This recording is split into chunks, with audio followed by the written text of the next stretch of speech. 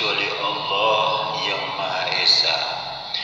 Tiada sekutu baginya, dialah yang mempunyai kekuasaan tanpa batas baginya segala puji-pujian, yang menghidupkan dan yang mematikan, dan tidak berkuasa atas segala sesuatu. Subhanallah, alhamdulillah, wa la ilaha illallah, wallahu akbar.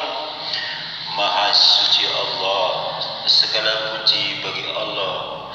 Tiada Tuhan melainkan Allah, dan Allah Maha Besar.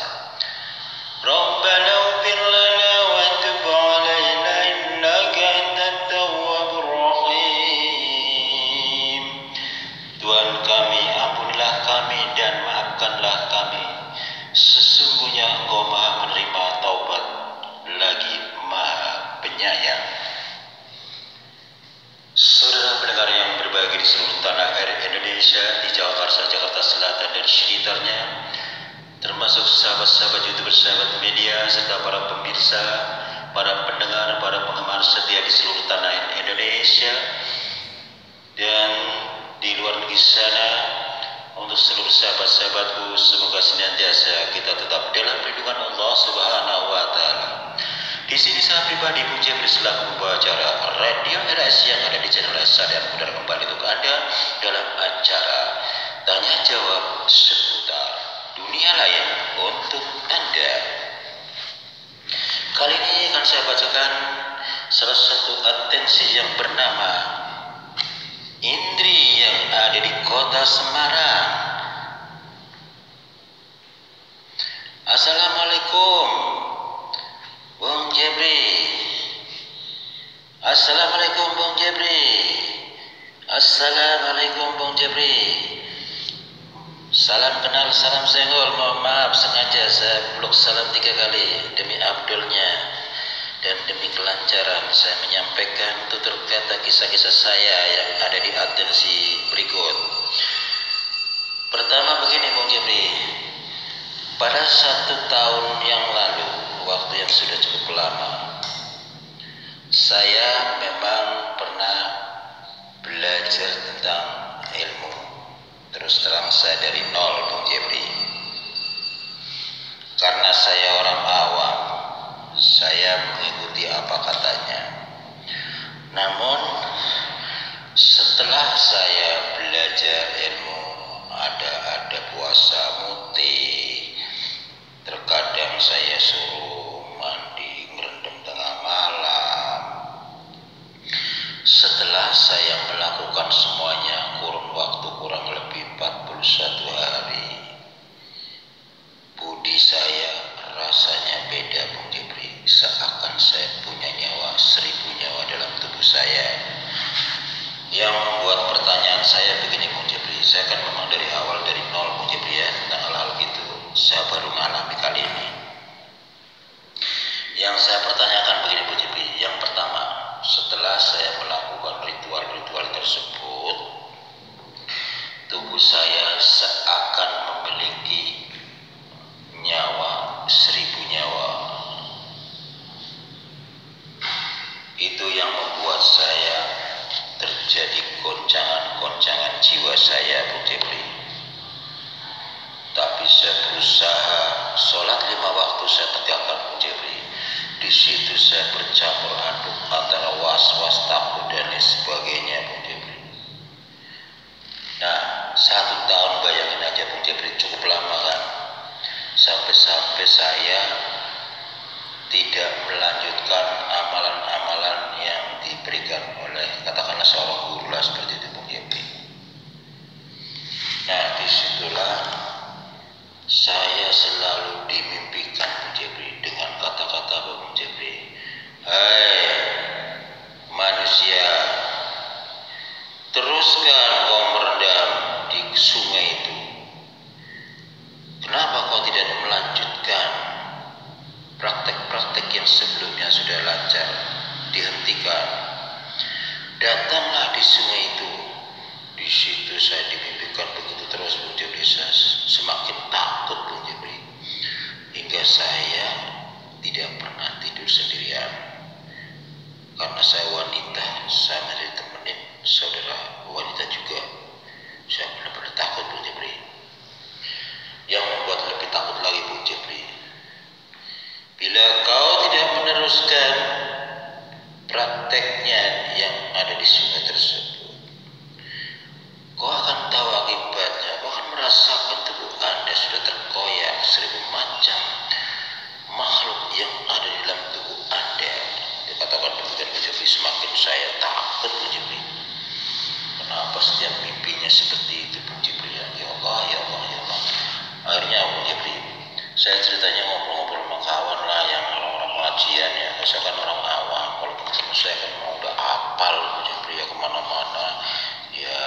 Akhirnya memberi banyak masukan dan support. Nah disitulah saya agak mending Bung Jepri. Makanya saya lebih dekat sama mereka, karena mereka orang-orang ahli agama gitu Bung Jepri. Namun sejauh itu Bung Jepri, tetap saja mimpi itu selalu menghantui saya Bung Jepri. Mohon pencerahan dan solusinya Bung Jepri, supaya saya bisa memisahkan dari yang pernah kejadian saya alami, praktek-praktek dan amalan-amalan ilmu yang saya pakai Bung Jepri. Memang saya cuma mengikuti apa katanya. Pas giliran saya selesai melakukan hal itu, yang membuat saya berhenti karena tubuh saya kok berbeda. Perasaan ada ribuan makhluk ada di tubuh saya. Bagaimana cara memisahkan? Saya kepingin kembali sempurna seperti sedia kala Bung Jepri. Saya merasa takut Bung Jepri. Alhasil alhamdulillah Bung Jepri, sekalipun saya masih merasa ketakutan, saya tetap serahkan diri kepada Allah, menjaga salat 5 waktu. Terima kasih atas semua atas saya Bung Jepri. Wassalam. Waalaikumsalam warahmatullahi wabarakatuh. Saudara Indri yang ada di Semarang, terima kasih saudara Indri yang ada di Semarang atas bergabungnya Anda di mana adanya Radio RS yang ada di channel Sadam. Kembali kepada problema Anda ya, yang baru saja saya bacakan atensi Anda. Kembali kepada saudara Indri, simpel saja ya. Selama Anda melakukan praktek itu berbau kejawen, dalam hal Islam tidak ada dengan praktek-praktek seperti itu ya. Memang seyogianya tidak usah dilanjutkan. Itu jawaban saya. Yang kedua, Anda bertanya kenapa setelah saya melakukan praktek ternyata tubuh saya seakan ada ribuan makhluk yang ada di dalam tubuh Anda. Maksudnya seperti itu ya. Kembali kepada saudaraku Indri yang ada di Semarang. Tubuh yang Anda rasakan perbedaan-perbedaan tidak seperti sebelumnya, itu menandakan masuknya sesuatu gaib yang ada dalam tubuh Anda. Alhasil pada saat Anda melakukan praktek-praktek tertentu, karena Anda tidak menjelaskan doanya apa, seperti apa, hanya globalnya doang ya. Kalau Anda mungkin memberikan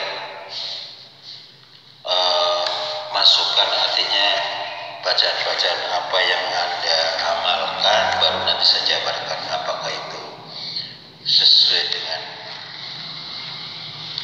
apa akidah Islam atau gimana, nanti akan ketahuan. Tapi saya sudah cukup memahami apa yang Anda maksud. Jangan dilanjutkan, itu bagus.